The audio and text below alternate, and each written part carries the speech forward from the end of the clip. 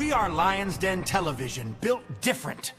Be legendary. Budget Films USA, home of the Go-Go Roundtable and Lion's Den Television.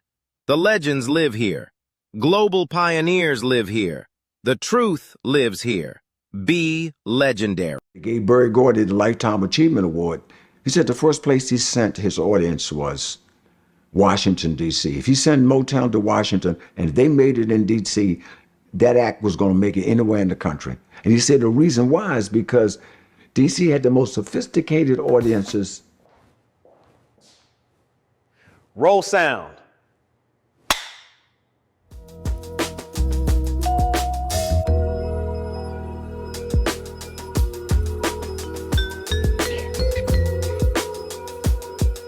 Have you seen No Budget Films documentaries on YouTube? They salute the many unsung stars of DMV music and culture. Yeah, I love it. It's crazy good.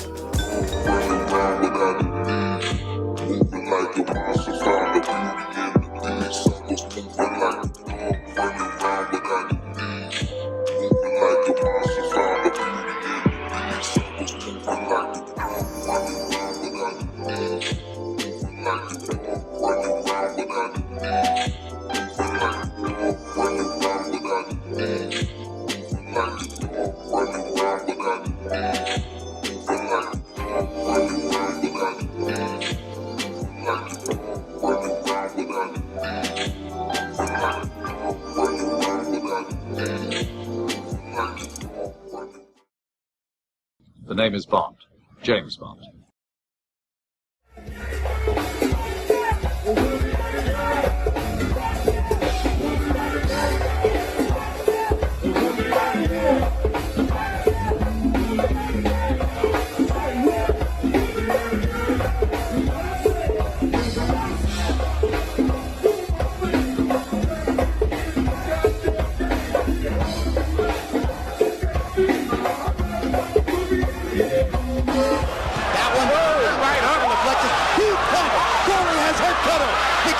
In trouble and is holding on. He's in serious trouble. Almost went down on that putt. Right, never saw the putt.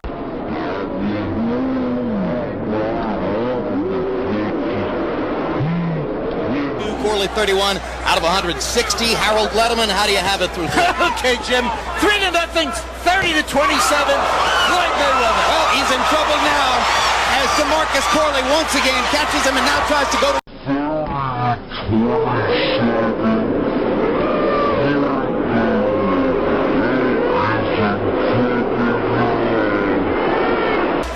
27, Floyd Mayweather. Well, he's in trouble now as DeMarcus Corley once again catches him and now tries to go to work. We're here with another boxing segment, but this is, these boxing segments not just any boxing segments. These are some great, great men.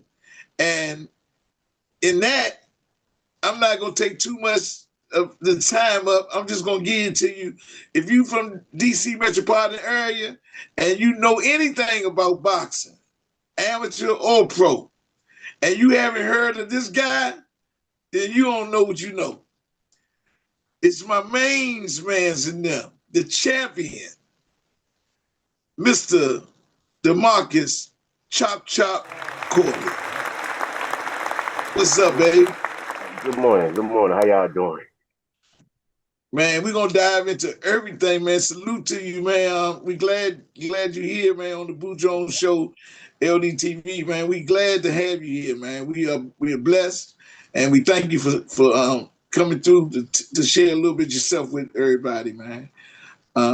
We just going to jump right into it, man. Tell the people your name and where you're from. Good morning, everybody. I'm DeMarcus Chop Chop Corley. Born out of Washington, D.C., raised in Kenilworth, Northeast. And then as the time went by, moved over to Southeast. And then once they finished Kenilworth, we moved back over in Northeast. And I'm on both sides of the track, Northeast, Southeast, and it has raised me. And then the older guys in the community, they mold me, made me do the right thing. Yeah. Let's talk about what hospital you was born in back then, man. DC General Hospital. Man. Right there by the Stadium Armory. It's not there no more. Yeah. So for the people who, because this is worldwide, man, just like you are. So the people, they need to know this Washington D.C., man, born and raised, man, and everything you're talking about is from the Washington D.C. area, those places. Okay, man, let's just start off from the seed, man. When you was a little dude, man, you talk about coming out at Kenilworth, man. That's historical. So tell us a little bit, man, about your childhood there. I would say I had it rough growing up as a child. I deal with something that's called asthma. I was born with it. Um, it's a serious problem growing up in life with a child who has asthma. He's not normal like all the other kids. He can't do the things that normal kids do when it comes to playing football, running track, uh, being at the park, just having fun as a child. Those are some of the things I wasn't able to do due to my allergies and my asthma would flare up. And we dealt with that from the time I knew of it when I was 10 years old. But I'm pretty sure I dealt with it before then because I was born with it. But as my memory started to come to me as a child, being rushed to the hospital, so we used to catch the train to the hospital. My mother ain't had no car, so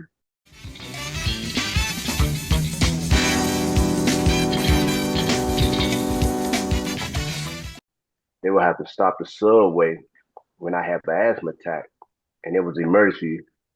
They stopped the train, backed it up, and we lived in Kenilworth. The train had already took off going to Minnesota Avenue. They put the train in reverse on the track, backed it up, put me on there, skipped Minnesota Avenue, went straight to Stadium Armory so I can be rushed to the hospital. So you already talk about, man, as a young having adversity and those neighborhoods, man. You talked about Kenilworth in Northeast Washington D.C. Then you say you went over Southeast Washington D.C. Where in Southeast did you go?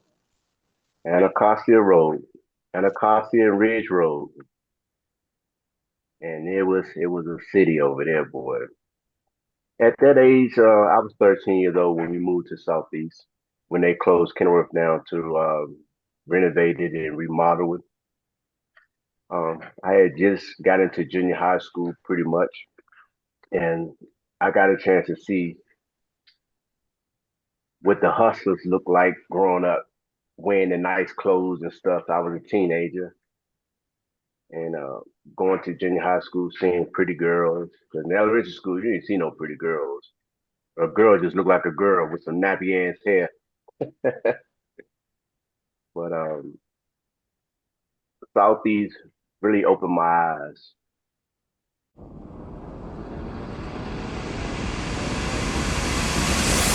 Daydreaming and I'm thinking of you. Daydreaming and I'm thinking of you. Daydreaming and I'm thinking of you. Look at my mind.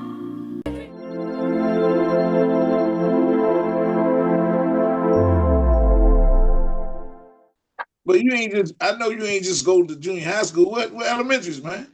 I'm about to say, after my junior high school, I went to H.D. Woodson. Now I'm talking about elementary school. Oh, my elementary school. Oh, Yeah, I went to Kenilworth Elementary School. I started out there, Kenilworth, over in Kenilworth. Went from Kenilworth to Cottage G. Woodson, and then we graduated from Woodson, went to H.D. Woodson, where I really started finding myself what I wanted to do in life. I knew I wanted to box because I was doing that since I was 10 years old. I wanted to never stop that. But I started seeing my body change. I joined the swim team. I started wearing bikini swimming trunks. I love swimming pool. I had a nice body, so I wanted to be a model. I didn't mind showing my body off. So I got into modeling. And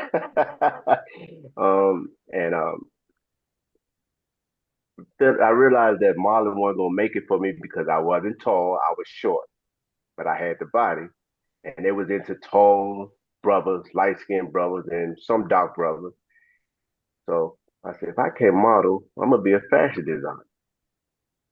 And my brother, he was already making clothes at that time. Michelangelo had his clothing line called Michelangelo. And he was making the kid clothes throughout the Southeast neighborhoods. And I asked him to make me a pair of boxing trunks. I was getting ready for a fight. He said, all right, I'll make them for you, but I'm going to charge you.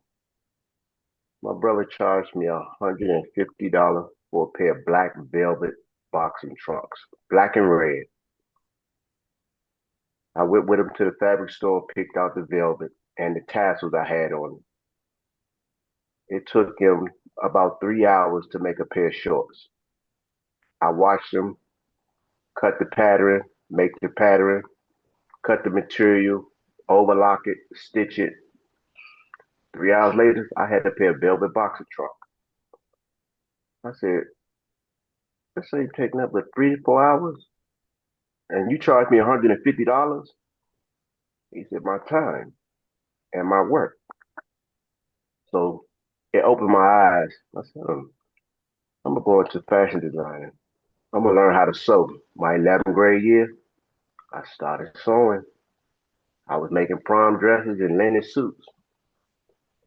And I love to sew because you get a chance for ladies. You gotta do the measurements. They gotta take them clothes off. Introducing to you our physicians at ringside, Dr. Margaret Goodman and Dr. Gino Signorino. Timekeepers at the bell, also keeping count of the knockdowns, Al Bisick and Mike Lasella. Introducing to you now our 3 judges, scoring this bout from ringside. And the third man in the ring working in this, his 45th world title bout, Jay Nady. All right, fans, here we go. 12 rounds of boxing for the WBO Junior Welterweight Championship of the World. Introducing to you first on my right, he is fighting out of the blue corner, wearing red trunks with yellow trim, hailing from our nation's capital of Washington, D.C. He weighed in at the junior welterweight limit of 140 pounds even. His fine record stands at 25 wins, 1 loss, 1 draw, with 15 wins coming by way of knockout. He is ranked the WBO number 10 junior welterweight contender. Introducing DeMarcus Chop Chop Corley. Hey, I want to go back a little bit, man, because I don't want the people to miss nothing, man. We talked earlier about, getting to your story, man. So I want to go back to let me know the challenges you had, because you mentioned that you had the asthma. And when you started doing sports, what were the challenges? Or did the asthma subside? What happened? Oh, man. Them challenges in my asthma, they still with me right now here in Las Vegas. I went running yesterday. I had to bring my nebulizer machine with me. I got my inhaler with me. Asthma is never going to leave me, but I got to control asthma. I can't let asthma control me. And growing up as a child, I just couldn't do things that other kids do. I wanted to play football. I tried to play football, but I only can do a couple of plays, and I love to play wide receiver. I was a great wide receiver. I used to do that route, run out, do a post, and they put that ball, catch that thing. Nice. But after that run and after that play, I'll have to be on the bench sitting down because I'm wheezing. I'm like, I want to go again. Like, nah, you got to take a break. We got to do a running play now. So they would do about 3 running plays. And if you don't get the first down within them 3 running plays, then they try to get me back out there to do another pass play. But asthma, man, it's nothing to play with. It stopped me from doing a lot of things, but it wasn't going to stop me from becoming what I wanted to become in life, and that was a boxer. So what gym or who influenced you to get into boxing? What or who influenced you? What was your inspiration? Going down to Kenilworth Recreation Center after school, where everybody went at to have fun and play. They played ping pong. shoot pool. They had a little room on the side where you do ceramics. You make little ceramic stuff out of clay. It was a hangout spot for kids to have fun. And at 7 o'clock, the boxing gym will open up, which was the rec center. They will play basketball before that, but at 7 o'clock, they tell everybody you got to go basketball, put the balls up. It's practice time, and I was looking in there at kids in there exercising, shadow boxing, hitting the bag, jumping rope, doing sit-ups, doing what a normal child would do when they learn how to box. And I was like, dang, that looked fun. And I was standing in the doorway looking in the door. And the coach at that time, his name was Kenny Mallard. He said, you got to close the door or come in. And I was like, okay. I closed the door, went on about my business. Days later. 1 minute, center yourself, your phone, so you be in the middle. Right there, right there. You good. So I look, I was looking at you. But a few days went by, then I'll go back and open the door again at 7 o'clock because I knew what time they would start practice. I'd be looking in there, watching them boxing practice, jumping rope.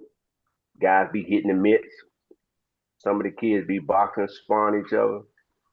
And I was like, oh, man, that looked interesting. Coach come ask me again, you gonna come in? You gonna come in and you gonna practice? You wanna learn? I said, no, I don't wanna learn. He said, you don't wanna box? I said, no. He said, can you fight? I said, yeah, I can fight. He said, well, boxing is different from fighting. Boxing is a sport. I said, okay, it's a sport. What do you get? Because I know playing football, after the season is over, you get a trophy. Basketball, you get a trophy. He said, well, boxers get trophies. They get a lot of trophies. He took me over to the trophy room in the office. He said, you see some of these trophies in here? So I'm only about 3 feet tall. I'm short. He said, these trophies belong to some of the fighters in the gym. I said, why they don't take them home? He said, they got so many trophies. They just leave them here, put them in the trophy case. I said, you got to be kidding me. These trophies and they ain't taking them home? He said, they got too many. I didn't believe fighters can have that many trophies as a kid. You that good, you got 50, 60 trophies at home in your house. I'm like, these little people like me. So I asked my mother a couple of days later, Mom, can I box? No, you can't box. And my nickname at that time was called Duck because I was short. No, Duck, you can't box. You got asthma. And if you get hit in the chest too hard, you may have an asthma attack. You're not allowed to box. So weeks going by, months going by, summertime come. I'm back down the rec center every day practicing. I'm in there now and I'm practicing. I ain't joined the team yet, but I'm practicing. I'm learning. Months go by. I think it was in November. I never forget because it was the Silver Gloves coming up. He said, well, you're going to continue to practice. You're going to join the team. You guys get this permission slip signed. There's a fight coming up called the Silver Gloves. Would you like to participate and be in it? I said, yeah. He said, well, you got to get this permission slip signed by your parents so you can box. So I took it home, asked her. She said, no, I told you you can't box, Duck. I said, okay. And then a couple more weeks go by. I put the application in my drawer. I ain't throw it away. I just waited. And you know how you want something as a kid. I waited till it was a good day, which was a Friday. I never forget, it was a Friday. It was the weekend. And she was in there frying some good food, cooking. She had her music playing. And she was in a good mood. I said, okay, yeah, I can ask her now. She's in a good mood. I said, Mom. She said, yeah, Doc. I said, that music good. She's like, yeah, you don't know nothing about that, boy. You too young. I said, Mom, I got a permission slip. I said, they got a fight coming up. I gotta get it signed. She's like, what you talk about? I said, remember I said I wanted to box. She said, yeah. I said, I've been practicing. I'm good. My coach gave me a permission slip. I gotta get it signed. She said, I told you couldn't box, Duck. You got asthma. I said, Mom, just let me try. I could do it. She said, okay, I'm going to give you one time. If you don't win, your ass can't box. I brought home that trophy.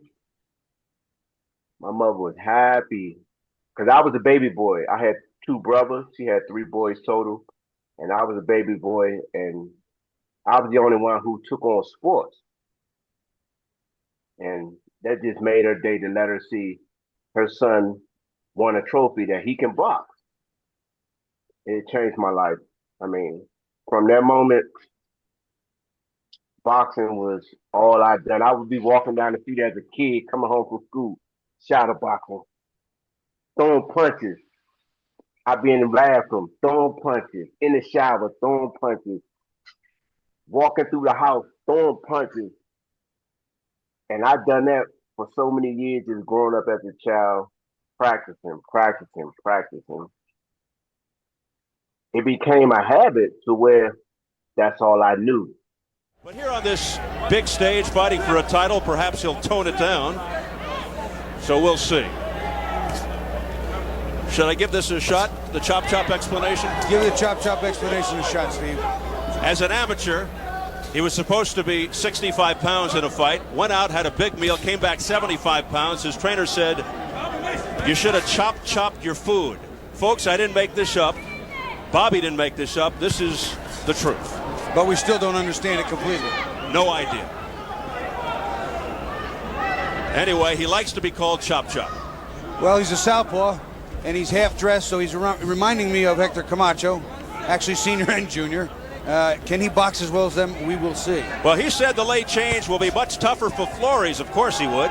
It's easy for southpaws. He says we don't have to adjust to them. They have to adjust to the southpaw. Flores said he's done well against lefties, even though he lost to Shambe Mitchell. He fought well. His last... Oh! Down goes Flores on a right hand, and he gets up quickly. Corley stepped in with a beautiful right uppercut. He leaned over his right leg, got great leverage, and fired up and took the chin right away from Felix Flores. Out of nowhere, Felix Flores down for the second time in his career. He came off the canvas to win by knockout the first time. Let's see how he responds here. An early knockdown for the unheralded Chop Chop Corley. The same punch in reverse styles he used to knock Mitchell down. He used the left uppercut against Mitchell, and now Chop Chop used the right uppercut to get him. Flores followed that left uppercut with 2 straight rights to put Mitchell on the canvas, and now it's Flores. Tasting the canvas, a left hand down for the second time. There's no 3 knockdown rule, and he is on wobbly legs. 6, 7, 8, you okay?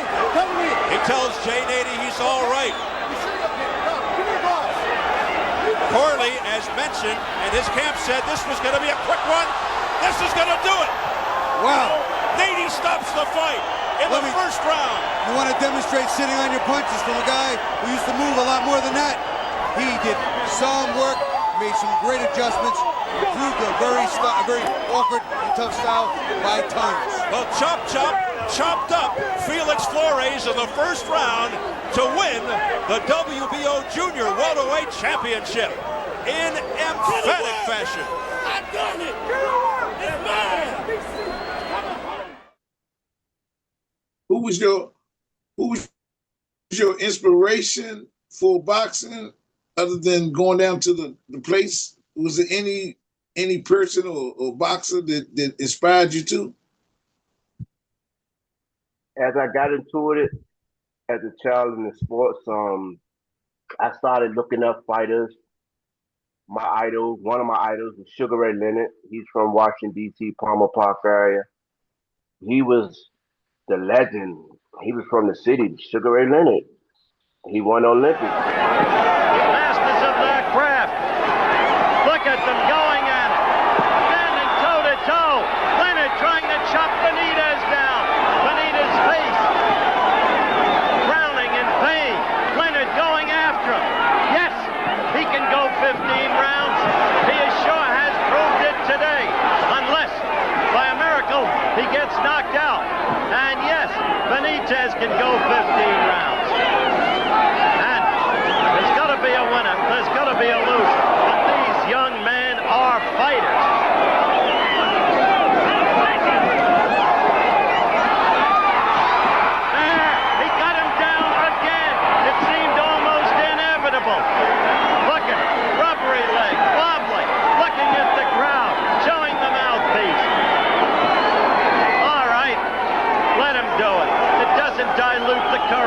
shown or the skills he's shown. Maybe now they won't call Sugar Ray Leonard a hype. There it is. He stopped the fight. He stopped the fight, and there is a new world welterweight champion. He comes from Palmer Park, Maryland. His name is Ray Leonard. And I've seen clips of him when he done the shuffle and he done the rope-a-dope, and then he wind him up and he hit. I was like, man, Sugar Ray Leonard, the man. Then I started learning more about other fighters. My idol, Pernell Whitaker. Recently, in his last few fights. And a frustrating one. Well, he's reaching Chavez, but that's no mystery. A lot of people have reached him. And he caught Whitaker too. I think both of them a little off balance, falling into each other. The aggressiveness is unbelievable at this early stage. And both guys are being warned about hitting on the break. They're fighting. Whitaker does. They love intelligent boxing and. Chavez with a very long a lot of people have reached him. He takes an awfully good shot. Whereas Chavez looks like he's punching with everything. But he is resigned to the fact that he's got to. Already 44-0 with one world title. Just putting things in perspective. All the way through where the referee tells him to break. Another one.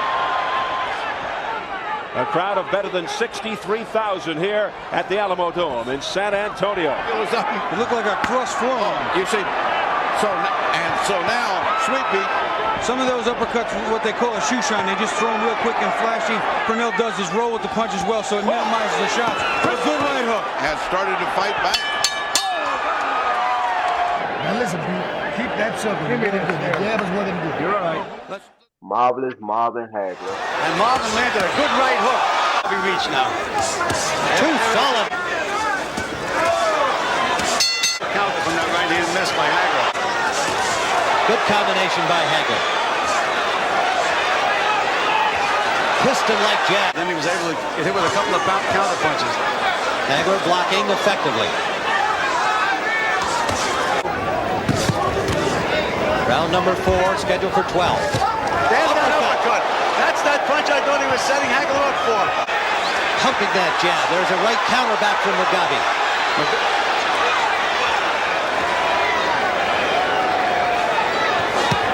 Right 5. Mugabe comes up quickly this round. Round 5 scheduled for 12. Mugabe just stands in the middle of the ring, pivots around in your impressions. Well, his left hand very wide. That's about the straightest one he threw. Well, what Hagler is doing is looping. He's looping his left hand. He's not shooting a straight left hand. The first left hand I seen tonight was left hand just a minute ago. A test of physical strength now, and Hagler's landing a good combination.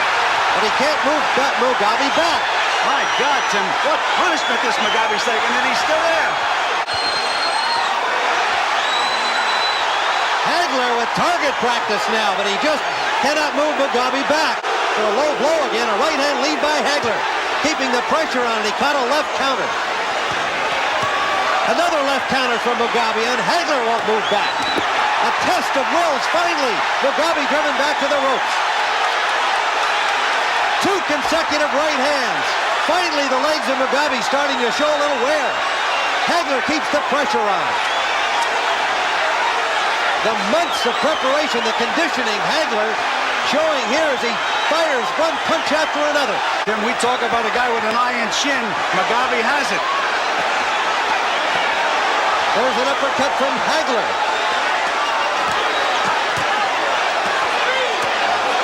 Hagler better not punch himself out, Tim. Now Mugabe firing back. Better not punch himself out.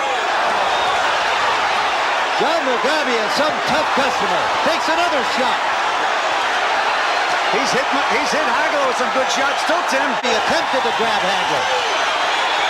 And Mugabe fires back. He lands a left hook. Mugabe is tie-in now. What a round. Stance and says, move me, try to. Well, Hagler's doing it now. The way he usually does. Now he's fighting orthodox style. Seems to be much better off in this fight. Oh, a good straight left by Hagler. And a right hook. Even. Oh, an uppercut lead, that landed. Come out a much more popular fighter. It's strong, and there's against Marvin Hagler. It must be a little frustrating to not see him respond, react. That's what's happening to Mugabe. Well, again, he's also, Tim. So I don't think that either guy, right now, fatigue is. Round 9 scheduled for 12, and there's a right hand from the challenger.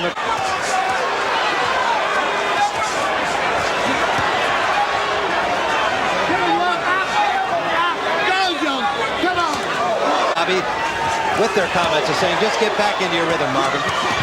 Mugabe's landing a lot of good punches now, Tim. Yes, he is. That last At times, Hagler falls apart. He forgets what he's doing, it seems like. Big left hook by Hagler. Right, wide shot. To get the credit for being as good an inside fighter as he is, and he's showing us why right now. Backward step. He's backing up Mugabe, finally. Well, Hagler is concentrating on bagging Mugabe and putting the pressure on. And it seems like Mugabe is falling apart to try to block those body punches. But all he's doing is setting himself up for some good shots to the head. Way forward and keeps firing. Well, that seems to be the ticket inside for Hagler. And Mugabe's punches seem to be light. But he still throws bombs. He's really tired now. Well, that's the key. The key is the punishment. That's why he's tired. And Hagler keeps uppercut inside by the challenger. Wings 2 over the top just for good measure, and he's got him hurt. He's got him hurt. Mugabe finally goes down. In the 11th round, he's more dead tired than anything else, and it's all over. He's just exhausted from the continual assault. Marvelous Marvin Hagler retains his undisputed middleweight championship of the world with an... And I can't leave Hector Camacho. I told the judge I was going to do it. I'll become a world champion. I'm a world champion right now, and it's 1 down, 2 to go. I want to be a 3-time champion. John Montez was a victim of Camacho's new attitude, which was to put his great energy, ambition, talent, and viciousness into the ring. He knocked out Montez in 1 round.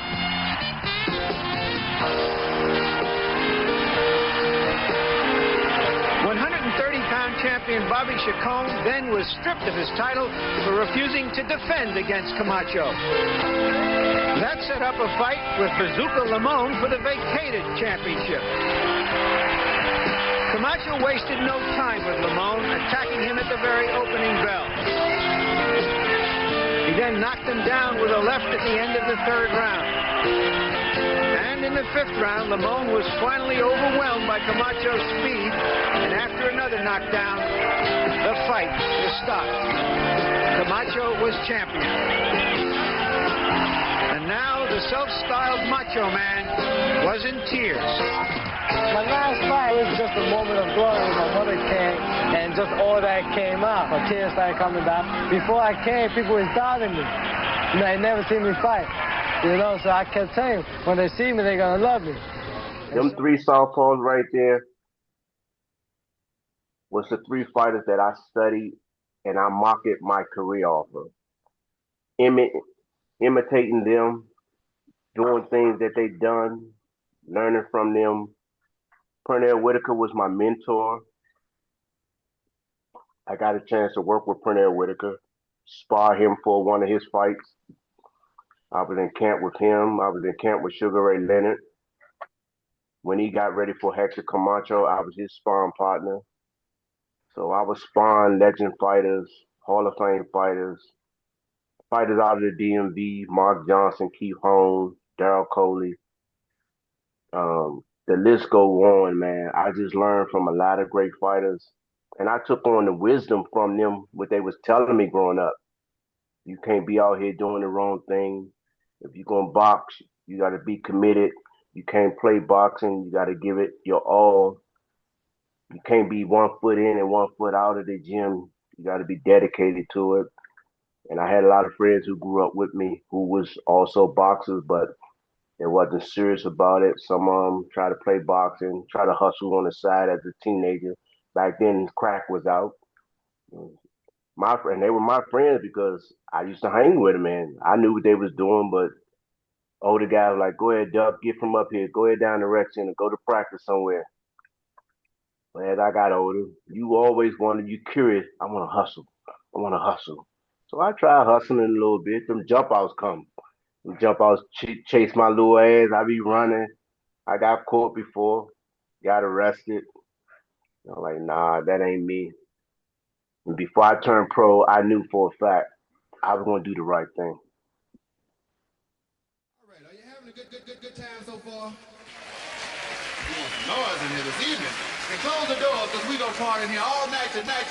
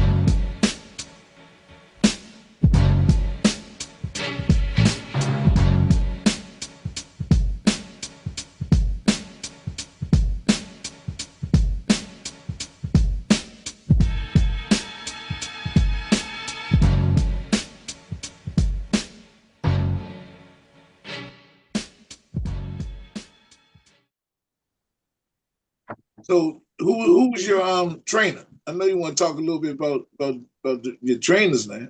Oh, my first trainer was Kenny Mallett. Man, Kenny, he had this station wagon. It was an orange looking station wagon. If you knew Kenilworth and you knew boxing, that orange station wagon coming through your neighborhood, he dropping off some fighters. They coming from practice or they coming from a boxing tournament. And he used that station wagon everywhere. That we call that joker the Kenny Mobile.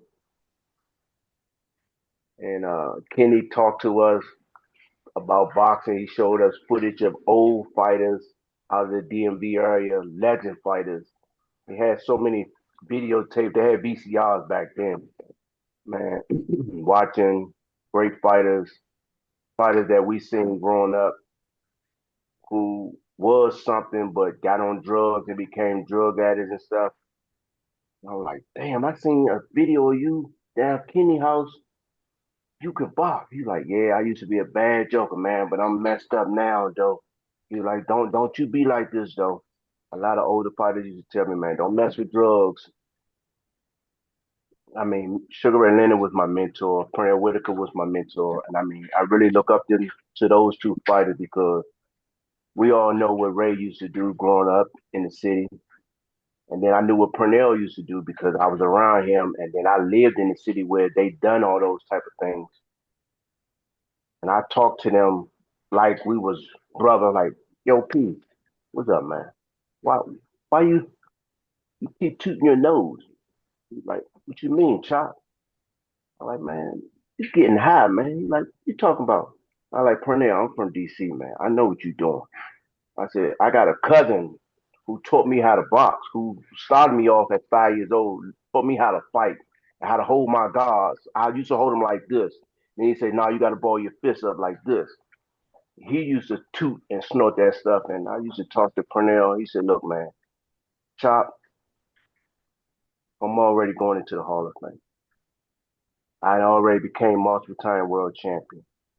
I done this. He said, right now, I'm just finishing out my career. I'm just collecting extra money. That's all. I talked to Sugar Ray Leonard. He was my manager when I turned pro. I turned pro on his birthday, May 17th, 1996. My first professional fight. I was so excited. Sugar Ray Leonard was my manager. Didn't get a chance to fight in California where he was living at. And then I didn't fight on his card because my opponent got hurt. But Ray talked to me about life outside of boxing, how things were going to come at me, things I'm going to experience, how I'm going to be this star if I do the right things and just stay humble, don't be in the wrong place at the wrong time. Always be prepared because you never know. That camera is always watching. It's always an image that you got to carry yourself. And growing up, my mother always told me, look, you got to be respectful. You can't be out here doing the wrong thing because it'll carry with you. I said, Mom, but I like to have fun. So as my story go on, I got a nickname. It's called SKD. When I say SKD, that's one of my clothing lines that I'm gonna come out with for ladies, because that's who I am. Okay, I'm glad you gave us that, because now we're gonna ask what the people probably, the elephant in the room address. How did Duck become Chop Chop? Duck became Chop Chop. I was 10 years old, and we were at the Silver Gloves in Nashville, Tennessee. And we drove from DC to Tennessee for the Silver Gloves. And we got there. It was Friday evening. Never forget. We was hungry. Fighter was hungry. It's about 13 fighters, and I think it was 3 coaches. Excuse me. And we all had to check weight before we settled in. Got the hotel room. Then they got the scale. Brought the scale to the coach's room. We got on the scale. Every fighter checked their weight. Some fighters was right at weight. Some fighters was underweight. Some fighters was overweight. So I got on the scale. I was 65 pounds, .2. He said, okay, you right there. You right on weight. All you need to eat a little salad, drink some water. Then you go to the bathroom in the morning. You'll be all right. You'll make weight. But we got to go out to eat. We hungry. We all hungry. We kids. We hungry. He said, okay, all right. We going out to eat. I know y'all hungry. We've been on the road. He said, now, my name was still Duck at that time. Duck, you right at weight now. Once you eat something light, eat a salad, drink some water, don't get no sodas or nothing. I said, all right, I'm gonna eat light. I'm gonna get something right. I got the salad. I did get the salad. I had my bacon bits on it, my sour cream. I had my dressing on it, cheese, eggs. After I finished, I got a small salad. After I finished that salad, I went back up there because I had a couple dollars in my pocket. I had about $30 for the road trip. I went back up there. I know exactly where we went at. We went to Burger King where they had the salad bar. So I fixed my salad. After I ate my salad, I went back up there. I got me a burger, got me some fries, got me one of them chocolate frosties. Had a frosty. After that, went back to the salad bar. I fixed me a banana split. I ain't gonna never forget. I had a banana split, the ice cream on it, and the toppings. I went from 65 pounds to 75 pounds the next morning. I got on the scale. My trainer said, "You chop that food up. I'm gonna call you Chop Chop from now on. Now you gotta move up in weight. You gotta fight the bigger guys." Is that the guy? Sorry, is that the guy who had the station wagon that gave you the name? Kenny, my first coach. I stayed with Kenny all the way up until I was getting ready to go pro. All the way up until I think just before he passed away, I was getting ready to go pro.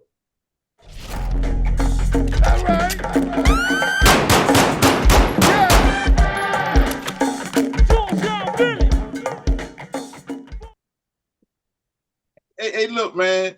Tell us about when you got shot, man. You know, I know you was telling us earlier, but tell us about it, man. On the record. This was 1997, the 2 days before Thanksgiving, which was a Tuesday, and God, he gave me visions and dreams. I used to dream a lot as a child, and I dreamt I was in a shootout. I was in a shootout on Minnesota Avenue, right in Greenway, Minnesota and H Street. And in the shootout, the guys were shooting, and I got shot, and I was running. I fell down, and I rolled underneath a car so I wouldn't get hit no more. They were looking for me. So I go to the boxing gym Wednesday morning, and I'm telling Andrew and them and Sean Bay and James Baker about my dream. I'm like, man, I had this nightmare last night. I was in a shootout. They were like, what? I was like, man, I got shot, man. I got shot up. I got hit in the back and the leg. I fell down and rolled under the car. He said, for real? I'm like, yeah, I was on Minnesota Avenue, man. I'm like, man, this dream was real. Wednesday evening, get out the gym. After I'm telling them, I go pick up my son from daycare about 4 o'clock, up off of Ridge Road, come back down the street. He stayed on 34th Street by the discount mart. And I take him in the house and I play with him for a little while, spend time with his mother. Then I'm about to go back out Kenilworth. She said, all right, can you take me to Wendy's first? I'm like, I got to hurry up and get back out Kenilworth. I'll take you when I finish. I wanted to go back out Kenilworth so I could shoot some dice. They was gambling. She was like, can you take me home? I'm like, nah, I'll come back. She was like, all right, go ahead. So I got out there, went out the door, went and going to get in my grandma Keith's car. And the guys was on the side of the townhouse, 2 of them. And I go to get in the car. And when I got in, I closed the door. And I heard a guy, hey, give me your coat. And he started shooting through the windshield of my car. The glass was coming through the windshield. I ducked down and I opened the door. And I got out and started running. And as I was running with the coat on, I got shot in my spine and in my left leg. And when I got hit, I took the coat off because that Eddie Bauer coat was heavy. I had an Eddie Bauer coat that my brother gave me. And I got hit in my leg. I was limping and running, and I ran all the way down the street. And this guy had a cell phone out on the porch, cordless phone. I said, hey, I just been shot. Can I use your phone? I called my manager. I called California on his phone, called Sugar Ray Leonard. And Ray said, Chop, I'm going to send JD to the hospital to make sure everything is okay. And we got to the hospital. They took me to Maryland Hospital. I think it was off of 295, Maryland. Ray said, Chop, you going to be all right. I'm like, Ray, I've been shot in my spine. They don't want to do the surgery. What you mean? I said, Ray, I've been shot in my spine in my left leg. I said, if they don't take the bullet out, I might be paralyzed because the bullets move. He said, okay, Chop, let me speak to the doctors. He got back on the phone and said, you got to sign a waiver for them to do the surgery because they don't want to be reliable if you get paralyzed and they moving the bullet. They don't want to be at fault. They don't want to do the surgery. I'm like, Ray, please, man, I do it. I sign a waiver. I signed a waiver, and this was Wednesday, the day before Thanksgiving. Thanksgiving evening, Thanksgiving afternoon, I got released from the hospital. I was home with my mother for Thanksgiving, limping, eating Thanksgiving food. But God showed me, look, I'm gonna show you a taste of what your life can be like if you don't change the way you're living. So I want to say this, man. It's only by the grace of God that you and I are here, and we got the same thing in common. Because I got shot in the back in '86. I was robbed, and they said the bullet was next to my spine, but my muscles engulfed the bullet and stopped it from my spine. And you wouldn't know that I ever had a bullet still in my back today if I didn't take it, because I still can move around and do everything like everybody else. And I want to say this. You talked about getting your flowers. That's what we're doing right here, man. We're giving you flowers while you still can smell them, man. That's why we're doing this. And it's only by God's guidance, you know. And you talked about go-go. You said you used to work out at the go-go. That was my workout. Go-go got you right here talking to Jones, because that's why I got this platform, because God used go-go. I had a band called SRB. SRB. I was the lead talking to owner.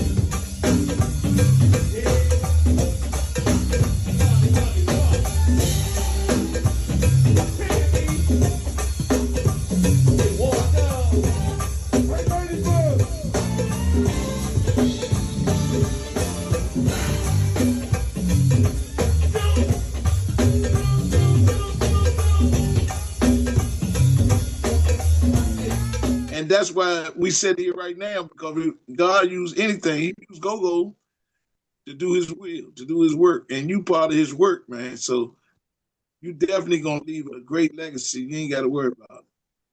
It's already done. So anything you want to say before we go about you saying about your legacy leaving?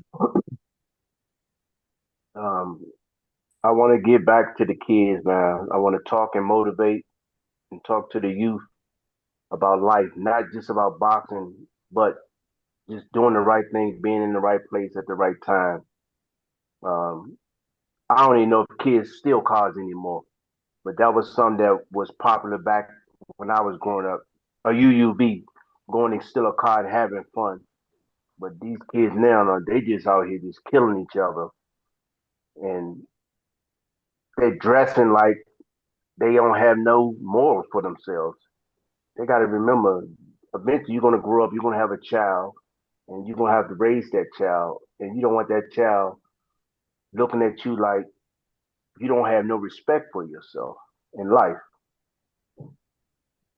So, ladies and gentlemen, Chop Chop, the man, the myth, the great memory.